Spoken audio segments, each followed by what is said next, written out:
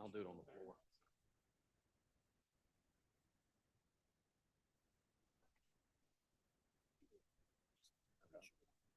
Okay.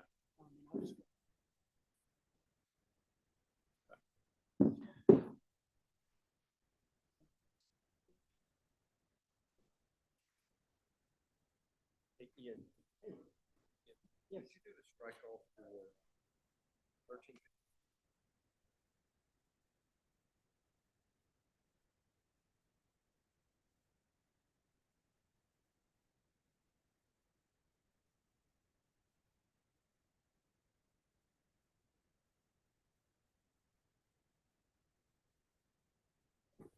All right, we'll go ahead and get started. I know Senator Chasnall has another meeting to go to, so we're going to start with House Bill 1855 and recognize Senator Chasnall to explain the bill.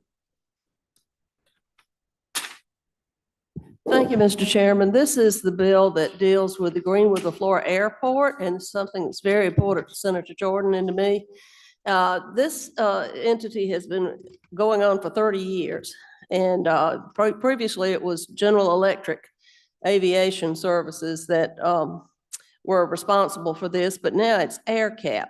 And it's a $71 billion company that's the world's largest owner of commercial aircraft. They come into an area, they take these jets that have stopped flying and they take the salvageable parts out of them.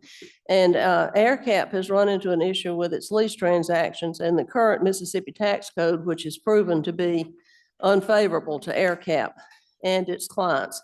So as a result, we're asking for these modifications to not lose our business to Arizona and, hello, Senator Bryan, Arizona and Kansas.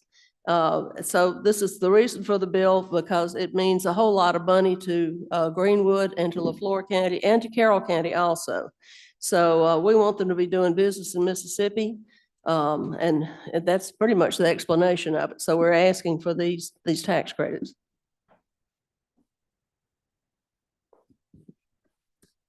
Are there any questions for Senator Chasnall on the bill? It's Senator Jordan's too. Senator Jordan, you have a question or a comment? No, not because hopefully you get it passed. Okay. Okay. All right.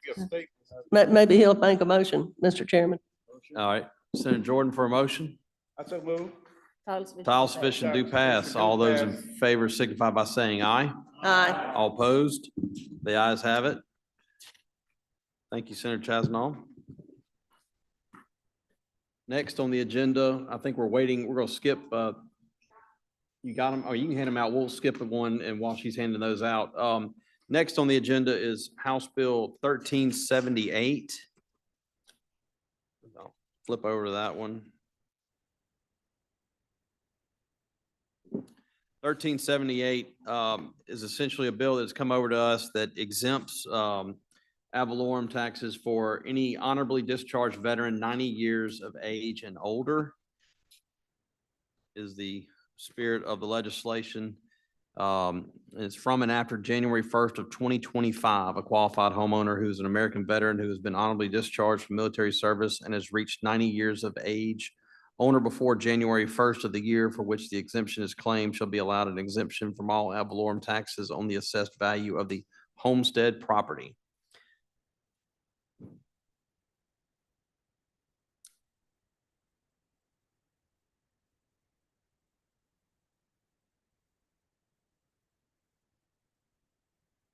So that's the definition of what the bill does. Are there any questions? Seeing none for a motion. Motion is title sufficient do pass. All those in favor signify by saying aye. All opposed? The ayes have it. The bill be reported out.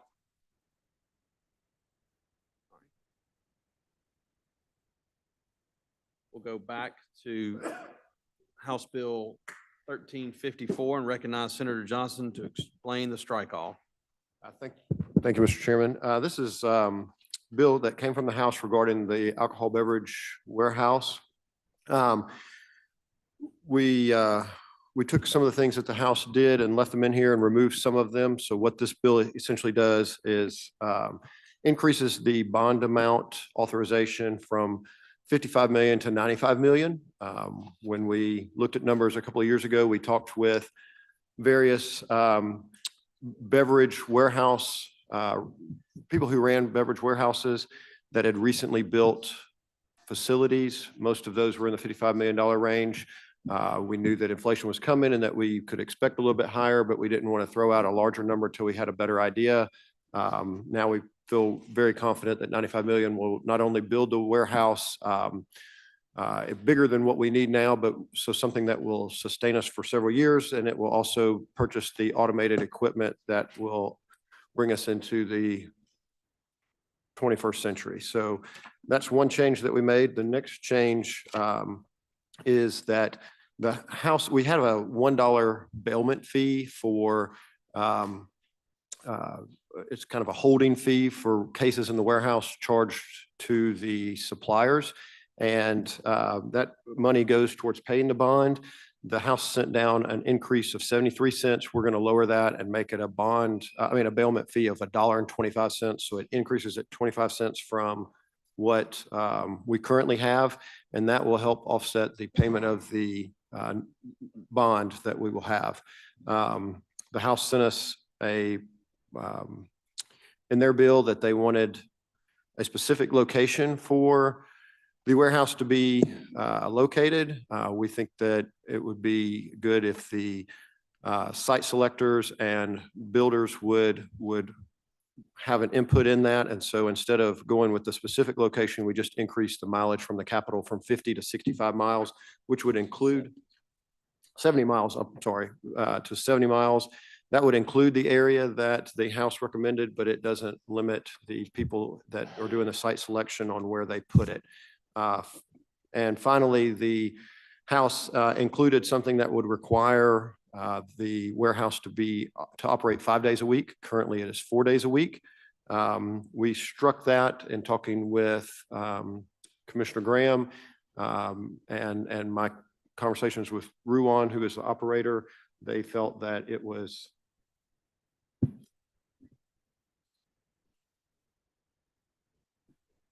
I apologize. I was just told that that was not taken out. However, I will be looking to take that out of this bill, and I'll have an amendment for that shortly. And that's an explanation of what this bill does and the differences from what the House sent us. I would like to, at the appropriate time, make an amendment to remove that portion of the bill, and then also to and add a reverse repealer. Okay. All right. So the amendment is to strike that portion That's correct. of the bill. You've heard the amendment. Are there any questions on the amendment? I apologize. I was not looking at the version that was just handed to us. It's 395 to 401.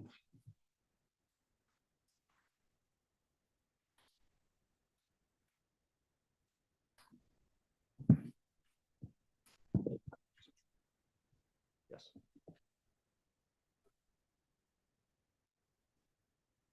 All right, you heard the amendment. Are there any questions? Senator Boyd for a question? You're recognized. So you're going to strike this language and you're going to go to, you want to keep them only working at 4 days a week? Can you tell us why? Well, I think what we currently have is they have the option to do 4 days a week or 5 days a week. Right now, they're on a 4 day a week and they're current. And when they do a new warehouse, I think that it would also stay current and it will operate just fine. I don't want to mandate to them that they work 5 days a week when what they're doing right now is working. We've come a long ways. Orders are shipped out within 48 hours right now of when they're received, and that was what we wanted to get to. And so I don't want to throw any kinks into what they're doing that's working.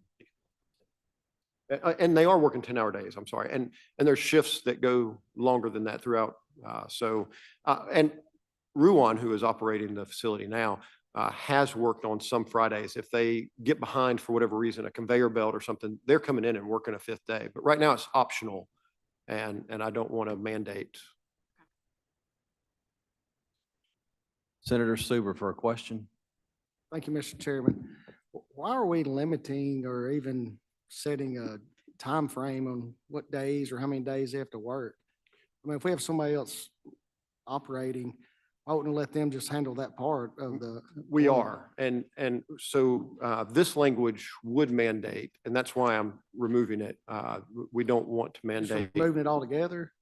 That's correct. Okay. It would be completely striking from line 395 where it says unless otherwise through 401.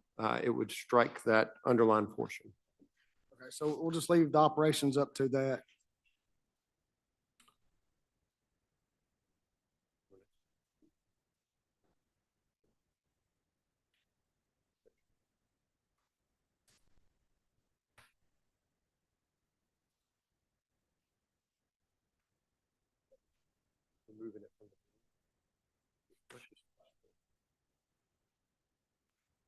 Sorry. So we're just striking that all together. We're gonna leave it up to the operator to make that. That's decision. correct. That's the way it is now. and We're going to keep it that way. Thank you, Mr. Chairman. Senator Barrett, you have a question? Yes, thank you, You're Mr. Chairman. recognized.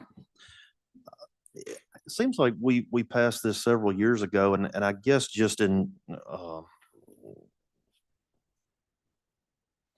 guess so I know and can tell my constituents, obviously, we haven't broke ground on this.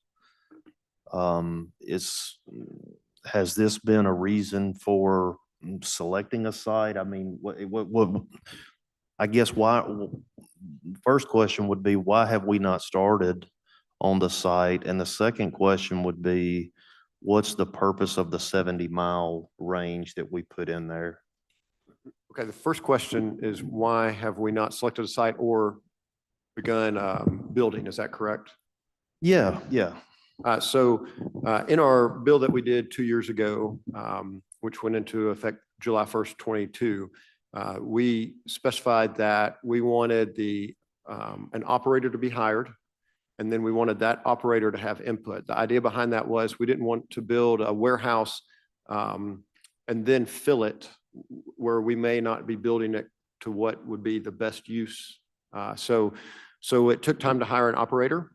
And then we have the operator and a separate consultant that has helped us with the building specs and equipment that we would be using, because a lot of it would go down to the number of cases, number of SKUs, what type of equipment you would use, and then how to build a warehouse around that.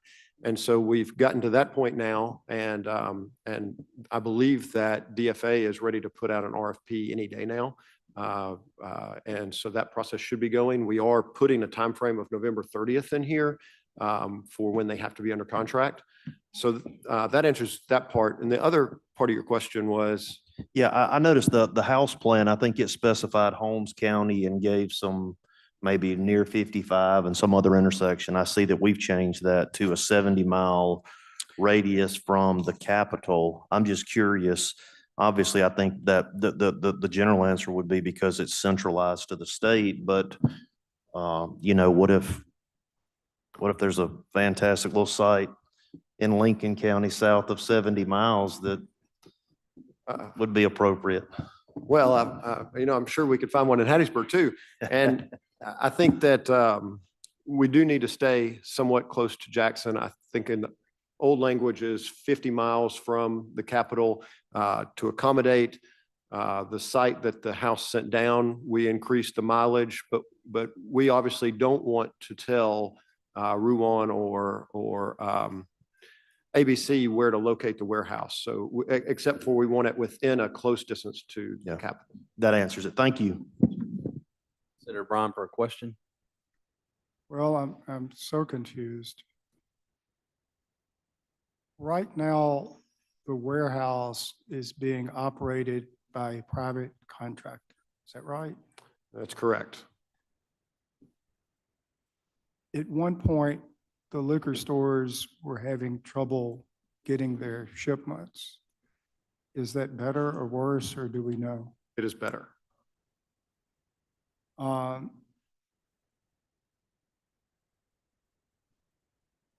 And when we're getting ready to build a warehouse, you say we've asked somebody what they want in the way of a warehouse, and then we're getting ready to have an RFP. Yes. Well, is the RFP going to be designed so that whoever told us how to build a warehouse can win the RFP? Or is this a more generic thing where there will be competing RFPs? How many RFPs are we expecting? I don't have that information. I don't, we can ask DFA if they have any idea of what to expect from that. I do not know how many responses they will get or bids they will get, but it is not to direct a contract to any particular person. It is strictly to build a warehouse that is functional with modern automation and will likely last us several years. Well, I'm also of two minds about this, because for years I had to listen to the city of Jackson complain about all these public buildings that were in the city of Jackson and how terrible that was. And I thought they were just mistaken in their analysis of that.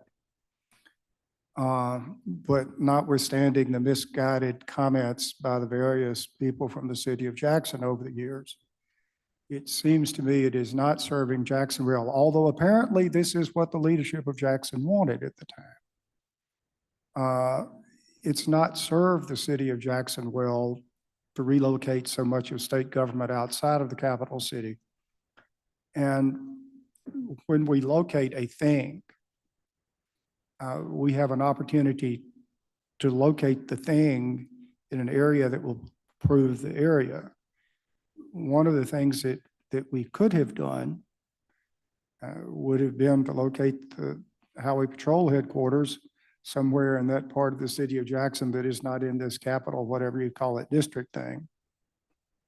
And it seems that there's some available land that ought to be available at reasonable prices in that part of Jackson that's not in this district, and that it would improve that area, which is in an economic decline, to have some stuff there.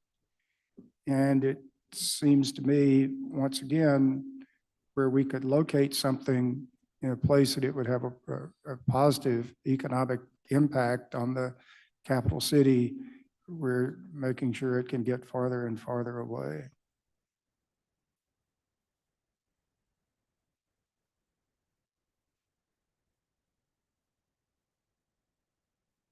And they're not members of PERS either.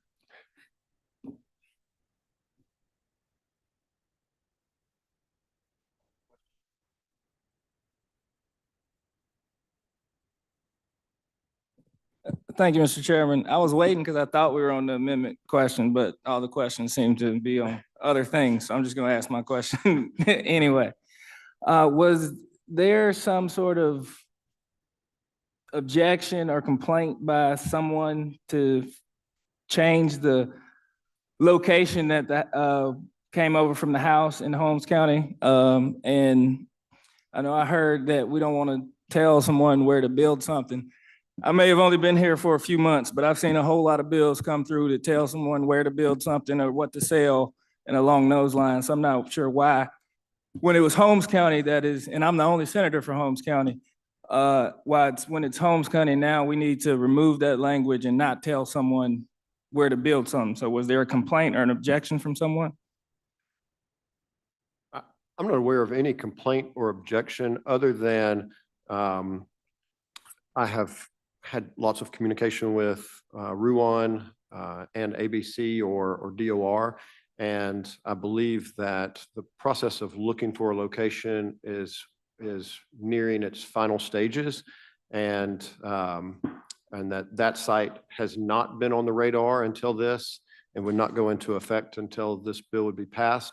And that would further delay. And we would also be narrowing it down to just that location, which my understanding is there is a lot of factors that go into selecting a site, workforce availability, distance for deliveries. My understanding is that from Jackson South is the majority of deliveries in the state. And so that could add costs depending on where you put the warehouse location for transportation. And so there are a lot of factors that are going into this. And my goal on working on this from the beginning is to try to minimize state interference and make it work as efficiently and more like a business as possible. Well, 70 miles, you can go 70 miles in any direction, so that can add time anywhere. But at least they can choose that based on the criteria that they're looking at and not us putting it in one location. So do you know if those same individuals consulted with members of the House? I am unaware of conversations that the House has had. So if they had those and that's how they came up with this, then would that change your calculation? If they had those and they decide that that's where they want to locate, they can. That's why we changed it to 70 miles to include that area. Okay, well, thank you, but I'm just gonna say I can't support it as changed. Thank you. Any more questions on the amendment? Let's get back to the amendment that's at hand. Are there any other questions on the amendment, striking the language? Move adoption of the amendment. All right, move adoption of the amendment. All those in favor signify by saying aye. Aye. All opposed? The ayes have it. Now we're back on the bill. Senator England for a question. Thank you, Mr. Chairman. The $1.25 bailment fee, didn't we just put a bailment fee of $1 back in 2022, I believe? We did. And that account currently has roughly $6 million in it that has accumulated since that time. How much? 6 million? Roughly 6 Okay. million. We anticipate that to obviously continue to grow until such time as we begin making bond payments. The bond will be higher than we initially had factored in at 55 million, which is going to 95 million, which will be an additional cost. And so we are looking at ways to cover that. Is that 25% increase, is that based on anything? Are we looking at 25% higher cost of the bond now, or why are we going a full 25% above what we agreed to in 2022? Yep. So the bond will be, in fact, over 25% higher since 22. Interest rates have gone up and the amount has gone up. However, we will have a reserve built up by that time as well, by the time we start making bond payments, which could be as late as the end of this year or next year. And so this will just, what we can apply to offset the difference of $1.25 and what the actual bond payment will be. Okay. And the number of cases that we are doing got close to 4 million. It has tapered off a little bit since COVID. We're in mid threes now, 3.5 million roughly in cases. And so that also affects the numbers. Will this bailment, will it expire at some point, or is it permanent? I apologize. I need to follow up with you on that. We do have some language regarding the bailment fee that may be in this bill or is in the previous bill, and I'll follow up with you that later, if you don't mind. So do I understand the bailment fee is something we're going to charge the manufacturers, but we also require them to go through our warehouse and to do things. So we require them to do business with us a certain way, and now we're going to charge them a little more for requiring them to do business with us.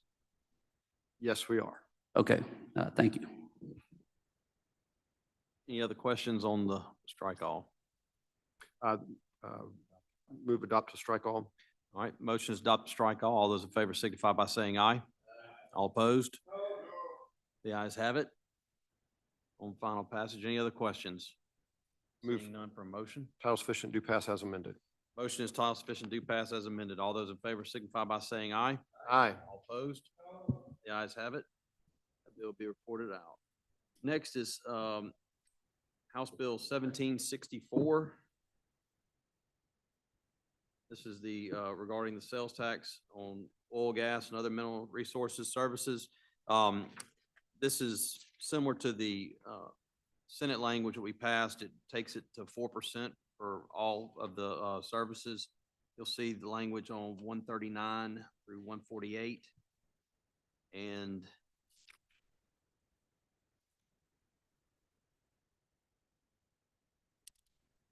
on lines 347 to 355.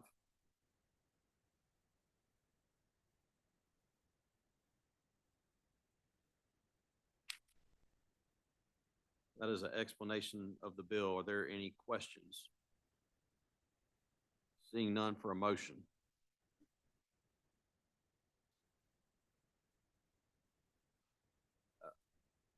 Okay. There is a reverse repealer in this bill that I think we're going to go ahead and remove, same language, so. Okay. For a question, Senator Barrett? Yes, Mr. Chairman. Forgive my ignorance. What is the current rate? The tax on, is levied on, completion, so income from drilling, workover, and completion services taxed at 3.5%, while the income from all the oil field services and purchases is taxed at 7%. Just takes it to there's some issues with conflating the two when you charge one versus the other, and this would just take it to a single rate. Thank you. Remove the reverse repealer. All right, motion is to remove the reverse repealer. All those in favor signify by saying aye. Aye. All opposed? Ayes have it. On the final bill, any other questions? See. Senator Blackman for a question. Yes, thank you, Mr. Chairman. Do we know what the effect this will have on how much is brought in? Because we said it's going from 7 to 4 in one instance and 3.5 to 4 in the next. Yeah. Did I hear that correctly? I think the information from the Department of Revenue that we got, and I'm going on what I recollect, we talked about, there's not much activity going on right now anyway, so there's no income, hardly any income coming in right now, but it would hopefully be close to a wash. Do they have figures from the last time that it was I don't collected? have them with me. I'll try to get them before we bring them. Okay, thank you. Seeing no further questions for a motion. Motion is title sufficient do pass as amended. All those in favor signify by saying aye. All opposed? The ayes have it. Bill will be reported out.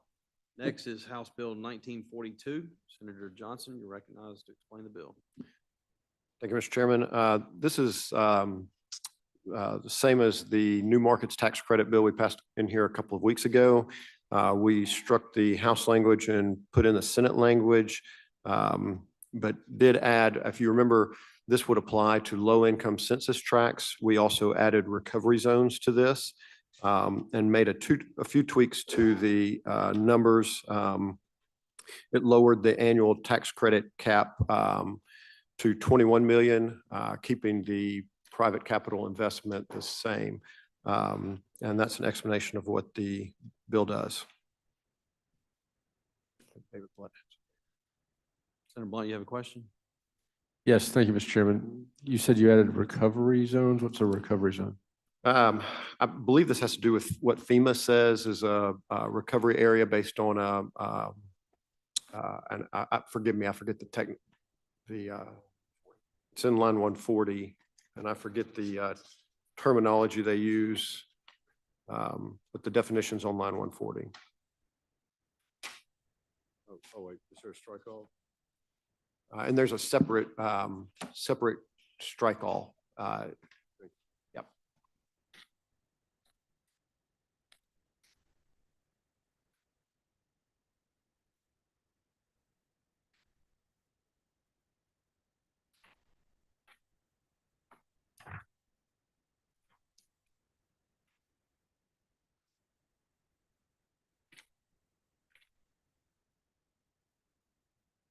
So, and I'm just trying to keep up, but it says follow-on investments in a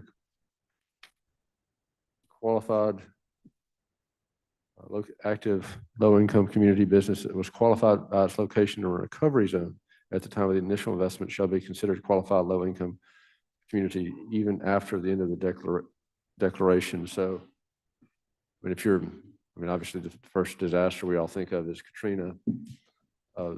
Is that then if a FEMA declared disaster happens, is that incentive available in perpetuity, even though it's no longer affected by disaster? My understanding of this is that you can begin a project, or you can begin while it is under that declaration, but it doesn't, I don't believe that they can make new investments after the declaration is gone if it's not in a low-income census tract. But the investment that is made during the time that it's under that declaration would continue. Does that make sense? It has to be low income, it's in a opportunity zone, or it has to be low income prior to the disaster. Yes. And then if it stays low income, it remains eligible after the disaster is over. That's correct. Yes. So what's the significance of the disaster? I believe, though, that the disaster could be in any location, not just in a low-income tract. So I'm not sure what, say, Amory is, but Amory had was under a declaration of emergency, I believe, and even if an area was not part of a low-income census tract, it would qualify in an investment that is begun during that time period where it has a declaration would remain intact, but nothing new would be in that area if it was not a low-income census tract and after the declaration. Well, I don't understand all this. I'm sure you understand it better than I do, but the thing that comes to mind is after Katrina, South Madison County was part of the GO zone. And the development of that area, which is probably the most affluent and high-priced real estate in the state, was essentially subsidized by tax incentives provided by the federal government through the GO zone. I don't think that was the intent of most people when we were trying to help rebuild the coast after Katrina. So I don't know that that is exactly applicable to what you're talking about, but I would just ask you to keep an eye on that. If it's for helping low-income communities, let's do that. But let's just keep an eye on that going forward. Yes, sir. Thanks. Thank you. Any other questions? Senator Ryan for a question. Well, to follow up on the comments about South Madison County and Katrina, as a result of Hurricane Katrina, South Madison County developers got gazillions of dollars in tax credits to subsidize development in South Madison County. Hundreds of millions, I'm sure. I don't know how much, and neither does anybody else. That's just on a whim. Well, sure, just mumble, mumble, mumble. There we go. Hundreds of millions of dollars in tax credits, not a big deal. And then try to get a few pennies to educate a child or heal somebody that's sick. And oh my, we've got to be very conservative and cautious. And it's so incredibly draining to have some idea, not to fully understand, but to have some idea of the incredible wealth being transferred from the least fortunate to the most affluent. It is a constant draining thing every single day. And I fear that with all of these code sections going to conference, which are very technical, that once again, the people who know all too well the implications of this little bird or that little bird here, yonder, and there will be able to continue such things. It's just got an awful lot of code sections that are being brought forward. And I think, as best I can tell, one of them is this notion of giving tax credits to telephone companies to put in broadband. They're already picking cherries. That's what they do. They're in the business of picking cherries. And everything we do, and what I think we're doing with this Beam business, is we are sending yet more hundreds of millions of dollars to the telephone companies to go out and run a little stretch of fiber in the most lucrative area where they would go anyway, because ultimately they're going to get around to getting fiber there, which is making it more and more and more and more difficult ever to get the business that you need and the quantity that you need in the areas like Wren, which I was told we're going to take care of Wren. We're going to take it. Of course, we didn't. We're not going to. What is going to happen in Wren and what is happening and what this code section encourages is for the big boys, the telephone companies, to go to Wren and find the most lucrative areas of Wren and run some fiber there so that you've picked off that area, which you can make money on, by the way, let alone the subsidy.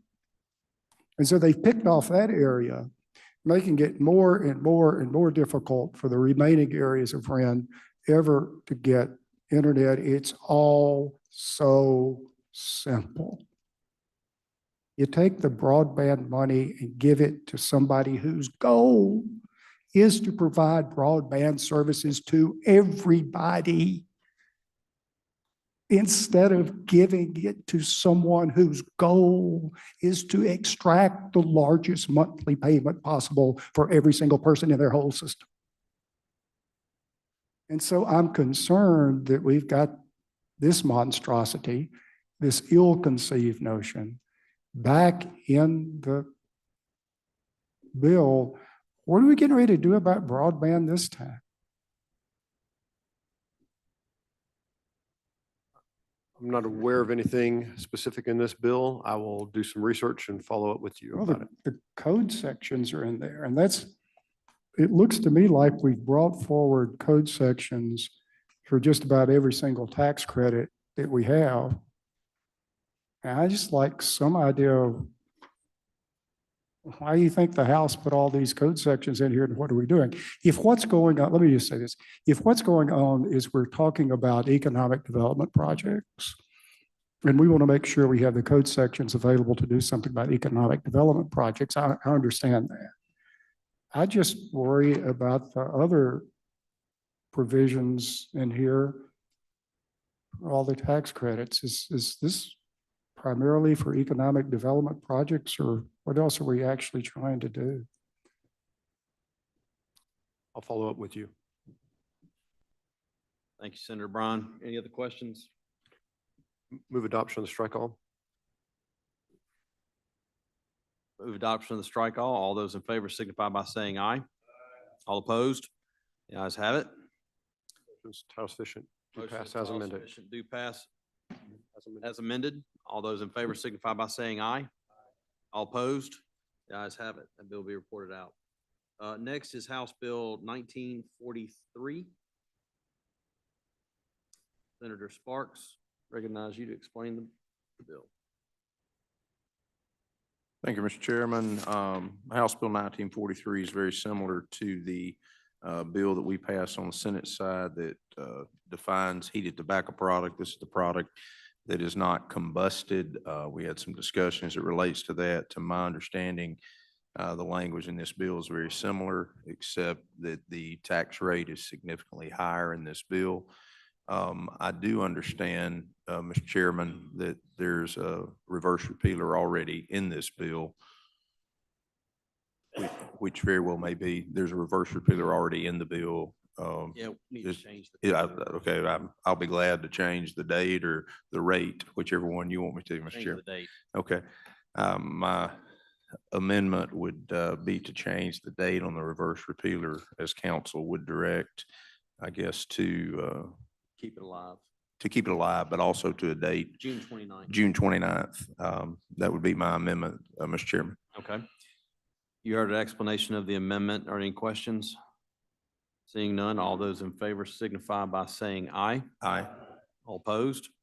The ayes have it. Back on the bill. Is there any questions? If not, would have a motion at the proper All right. time. Are there any questions on the bill? Seeing none, for motion? Title sufficient, do pass as amended. Motion is title sufficient, do pass as amended. All those in favor signify by saying aye. Aye. All opposed? The ayes have it. We're going to skip to House Bill 1710. I believe it was the one that was handed out to you. Senator England, recognize you to explain. Thank you, Mr. Chairman. And we will have a strike on this. Can I be recognized just to explain the strike all here? Yes. Thank you. Committee, this is a bill that is very similar to Senate Bill 3099 that we passed out of here involving tax credits for employers that directly work with community colleges to provide instruction and instructional material to train the workforce It's a very good bill. What the Senate language, a strike all is going to be to insert our Senate language into this bill, which I believe the only difference is that our Senate bill had a cap of $1 million for all taxpayers per year. And that is the strike all. And I'm also going to suggest the strike all include a reverse repealer in Section 3 at this time as well. So that's an explanation of the strike all, and I'm happy to answer any questions. Are there any questions on the bill? Senator Polk for a question. Thank you, Mr. Chairman. Senator, you said $1 million. Is that per corporation or individual, or is that total 1 million for the entire state of Mississippi? That's total 1 million for the entire state of Mississippi. Thank you. All right. You're welcome. Any other questions? You heard the amendment. Yep, move adoption of the strike all with the reverse repealer included. All right, you heard the motion. All those in favor signify by saying aye. Aye. All opposed? The ayes have it. Move title sufficient do pass as amended. Any other discussion, any other questions? Seeing none, all those in favor signify by saying aye. Aye. All opposed? The ayes have it. Last bill is a strike all to House Bill 1988. Yeah, before you, this basically brings forward the code sections as they currently are with the Children's Promise Act. It does not change any of the numbers in it. It just brings the code sections. The House version had a lot of changes to them, and instead of going through and trying to amend any of the individual amounts, we just brought forward the code sections as they currently stand today and add a reverse repealer. So that is the explanation of the strike all to the bill. Are there any questions? Senator Bryan for a question. My comments I made earlier are in reference to this bill. Ditto? Okay. Noted. Thank you, sir. Senator Blunt for a question. Yes, thank you, Mr. Chairman. I just want to make sure I understand who's eligible for this, and I think this is already in place. An eligible entity is an eligible charitable organization. It is a 501c3 that line 24 would be certified by the Department of Child Protection Services as line 35 as serving a child who is eligible for free or reduced lunch. So if I'm understanding it correctly, and I understand this is current law, but I've seen some of the schools that are receiving these benefits right now, that if you are a 501c3 and if you serve a child who is eligible for free or reduced lunch, and then the Department of Child Protection Services has to verify those two things. You are a 501c3, you serve a child who's eligible for free or reduced lunch, then essentially a person can write a check to that entity and not pay their state taxes and that's the way that law works. They would get a credit under but only 50% of the liability. But if you read, starting in line 14, licensed by or under contract with the Mississippi Department of Child Protective Services and provides services for 1, 2, and 3, or certified by the Department as Educational Service Charitable Organizations, accredited by a regional accrediting organization and provides services to 1, 2, or 3 listed on that page down through line 38. So if you're a private school and you're accredited by the Mississippi Independent Schools Association and you are a 501c3, then the Department of Child Protection Services under subsection 2 would just essentially have to verify that you are a 501c3, that you have been accredited by the private. DOR.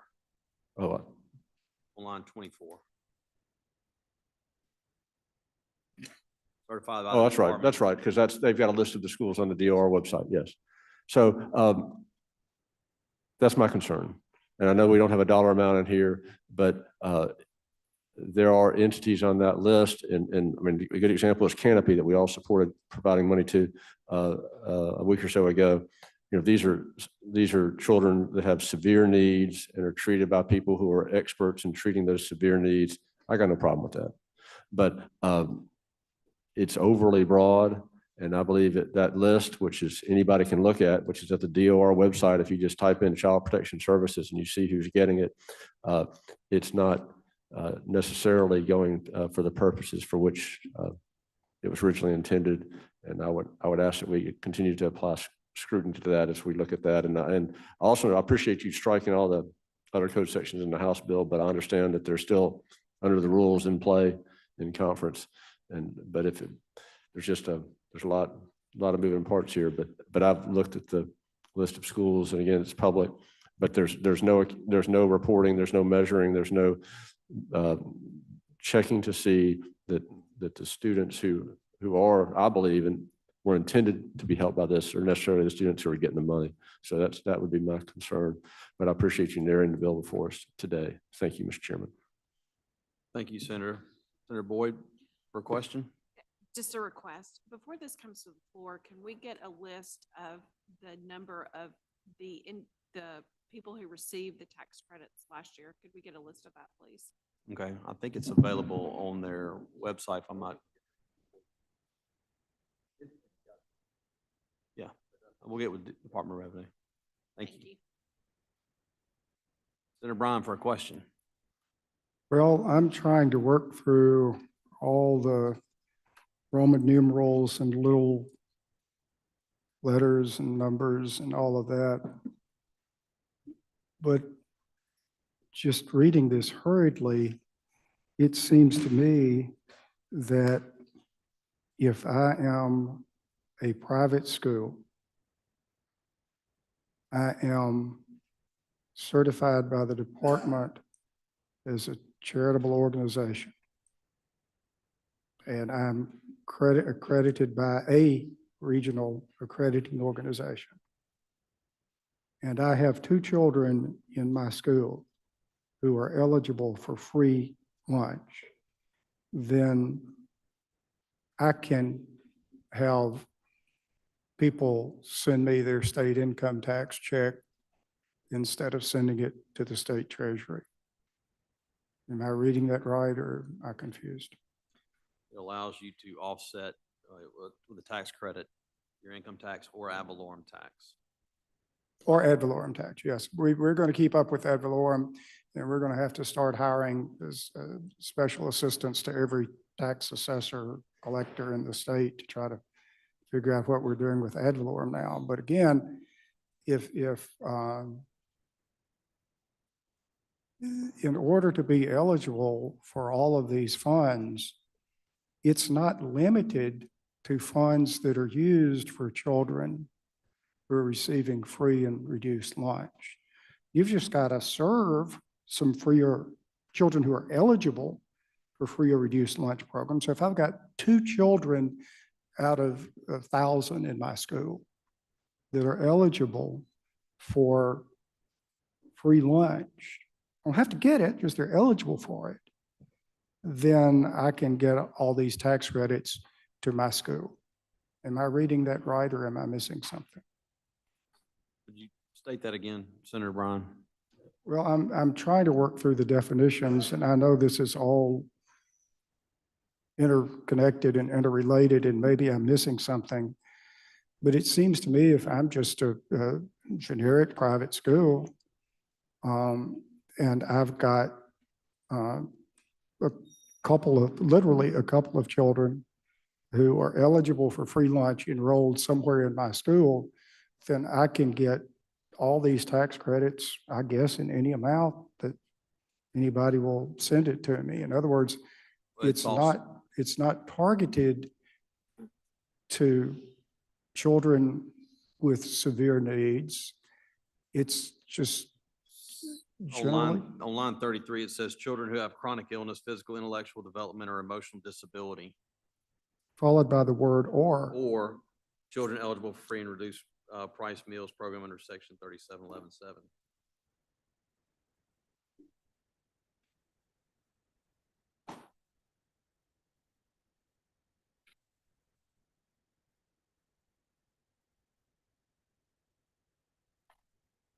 I know if you go over on the eligible charitable organization has to sign a verification statement that the funds generated from the tax credit shall be used for educational resources, staff expenditures, and for purposes described in that section.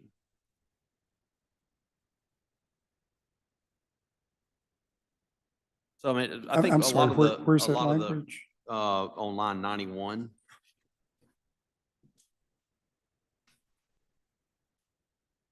It was an effort we made that, you know, to tighten up where it had to actually go to serving the students and serving the educational needs of the children that were at the school.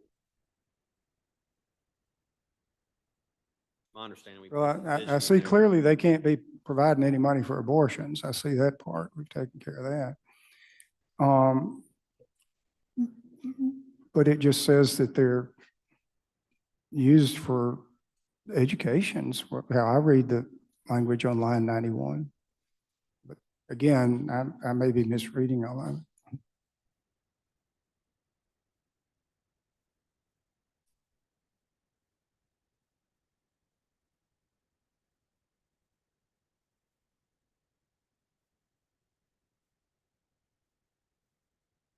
Are there any other questions on the bill? Seeing none for a motion. Motions, we adopt the strike all. All those in favor signify by saying aye. Aye. All opposed, no. On the motion is title sufficient to pass as amended. All those in favor signify by saying aye. All opposed? The ayes have it. That bill will be reported out. Motion to rise and report. All those in favor say aye. All opposed? The ayes have it.